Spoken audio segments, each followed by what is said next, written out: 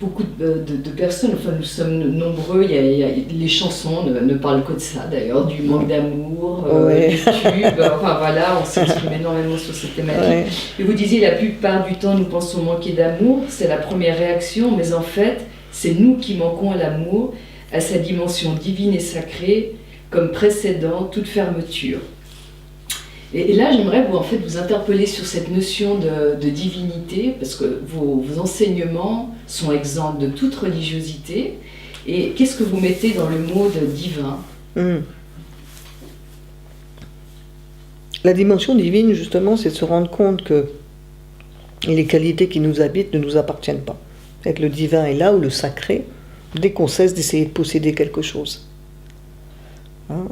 Dès qu'on essaie de saisir quelque chose, de posséder quelque chose, un peu comme l'amour, on veut posséder ça, et on essaie de le retenir, et on pense qu'il est extérieur d'ailleurs, alors que finalement, comme je disais, c'est nous qui manquons à l'amour. L'amour est déjà là, il nous précède, cette qualité est déjà là. Et c'est nous qui ne sommes pas là, finalement. Ou on pourrait dire aussi, si nous sommes ici, c'est que nous avons eu quand même un minimum d'amour. Donc là aussi, on a besoin de développer une gratitude.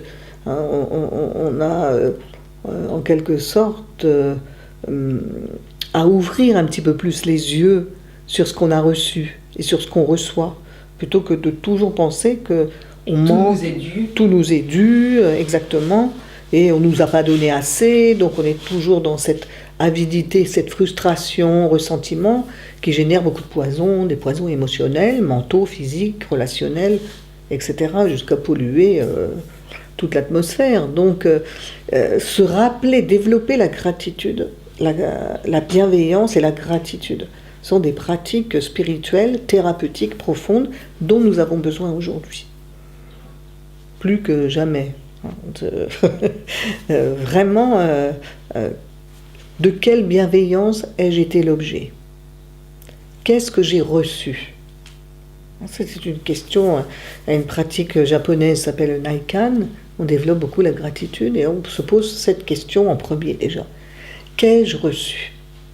Parce que beaucoup de nos attitudes, effectivement, et de nos difficultés, y compris même dans la façon d'être en société, viennent du fait qu'on pense qu'on n'a rien reçu. Donc comme on n'a rien reçu, on ne voit pas pourquoi on donnerait quelque chose, donc on saccage finalement. Parfois on voit même dans les villes, c'est fréquent de voir comme les choses sont saccagées, alors qu'elles appartiennent à tous. Pourquoi autant de saccage? Pourquoi détruire quelque chose? On sent un manque total de gratitude. Donc c'est vraiment important, même très tôt, d'apprendre merci, merci le ciel, merci le soleil, mais merci aussi ce repas, et qu'y a-t-il derrière ce repas, et merci, etc. Donc cette gratitude pourrait être aussi inclus dans l'éducation. Et peut-être que ça, là aussi, nous donnerait un respect de tout ce qui nous environne et une plus grande capacité aussi à donner de l'amour plutôt que d'être toujours dans cette impression que ça nous manque et que ça doit venir des autres.